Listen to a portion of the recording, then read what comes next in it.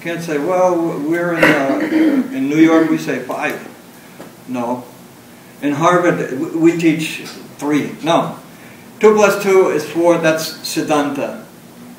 So Siddhanta means a philosophical, spiritual conclusion which is irrefutable. Can't refute it. Just like I said, dead body, living body. You can't say, well, I'm a Christian, I don't believe that. I don't believe birth, old age, disease, and death. What is that? No. It is a Siddhanta. Everyone who is born will die. Everyone who has died will be born again. There's a verse in Bhagavad Gita. So now it is 1:45. Should I continue or should I have questions? You're the boss. We have to submit to the boss. If you have more you need to say, then I think we should say.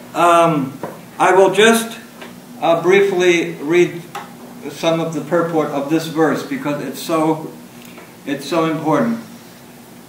Arjuna was inquisitive about Prakriti, nature, and Purusha, the enjoyer, Kshetra, the field, meaning this body, and Kshetrajna, the knower of the field, that means the soul, and of knowledge and the object of knowledge. So, of knowledge and the object. What is the knowledge? Knowledge means to make this distinction. And what is the object of knowledge? That is ultimately Krishna. Because Arjuna is consulting Krishna. At the very beginning, he accepts him as the professor or as his teacher. That now I'm submitting to you, and now I'm your disciple, and please instruct me. So knowledge begins when a person admits his shortcoming and he goes to an authority. Says, just like when we have a legal problem, we go to the lawyer. We say, you know, this man did this, that, and the other thing. I got these papers. What do I do? He said, well, that'll be, you have to give me a retainer, $5,000. If you agree, okay, then he starts working. If you don't agree, sorry, I can't help you. So similarly, the principle, Tadvidi Pranipatena Pariprasnena Sevaya. In the Bhagavad Gita, there's a verse. Krishna says, just try to approach a spiritual master or a guru or acharya, inquire from him submissively, render him all kinds of service. The self-realized soul can impart knowledge unto you because he has seen the truth. So 3 things are required for spiritual progress. Inquisitive, inquiry, submission. You must be submissive. You can't come in and say, like, you say, well, I don't believe that, and challenging. No, no. You must be submissive. Inquiry, submission, and ultimately service.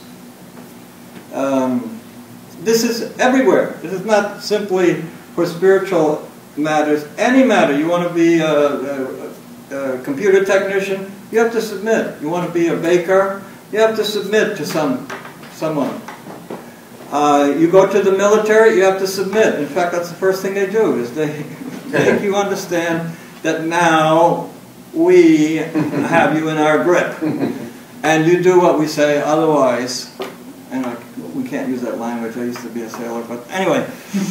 So the principles, we're talking, every knowledge is always on principle. It is not an opinion, it's not a speculation. It is received from higher authority, and it is received by those who submit. Inquiry, submission, and service. When the master says, okay, wash those pots over there. Okay, yes, you wash. In the old days, they had the apprentice system. It's the same principle. The mechanism of receiving knowledge and assimilating knowledge is the same on every level. Every level. It's not just, oh, in spiritual life you have to submit to a guru. I can't do it. No, you have a guru. Here's, your guru is here today for this arena. And in football they have the coach. Coach says, I want you to go out there and blah, blah, blah, blah. You do it. So, tadvidi pranipatena pariprasnena. Prasna means questions, prasnena. Sevaya, seva means service. Tadvidi darshanam. Darshanam means he has seen. It's not that theoretically he has assimilated. He has actually seen. He has seen. Just like you want to go to India, so you find someone. Oh, you have been to India? Yes, I've been to Delhi, how many, 5 years? Can you tell me this, that? Yes. Or you can just read a book. But book learning simply will not substitute for darshanam. Or take, for example, you want to be a doctor. Yeah, you could go to the library, all the books are there. Every book they give in the university is there. So you read all the books. Are you a doctor? No. Why? Because you have to submit to the authority. And you have to satisfy the authority. And then there's internship that you have to apply, and they see how you have understood practical application of medicine. And then when they're satisfied, they give you the appropriate credentials, and then you can open your practice. If you do so before, oh, then you're a quack. That's a quack, right? Quack, quack. Yeah, they're called quack. So spiritual life is similarly structured. It is not, unfortunately for Western people, because we have this age-old tradition of principles and system and culture, we take it anything, you know, in the 60s it was Timothy Leary was taking LSD, and because he was a professor, and he said, yeah, you're going to find God, just take some LSD, bingo. No, this is useless. As with any subject matter, you're required to accept the process, the sadhana, and the authority and the appropriate service and practice. So similarly, spiritual life is like that. And that is the importance of the Gita, that is the importance of Vedic culture. Vedic culture is actually starting to drift more and more to the West. And people are embracing it. Why? Because they're not satisfied. Speculating and experimenting. It's like he was coming to Santa Rosa. So we call up Miss Grady, and she says, oh, you do this, you make a left over here and a right, and then bingo, you'll be there.